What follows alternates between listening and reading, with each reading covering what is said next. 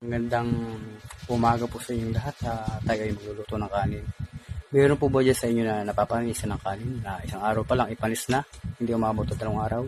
Mayroon po tayong sikreto dyan. Sa mga hindi po nakakalag, tuturo ko pang kung paano. Siyempre, nilinisan po natin yung bigas, nilagyan natin tubig, tapos lagyan natin ng dato puti. Takalan natin dato puti ng kahit isang cup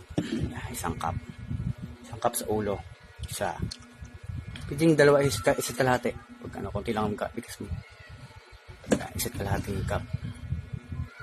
Yan, alam mo kagandahan dyan mga brother and sister, pag naluto nyo kanin, puputi na siya, magaganda pa mag-moisturize niya, saka masarap kainin, at sigit sa lahat, matagal mapanis. Ayun ang sekreto dyan.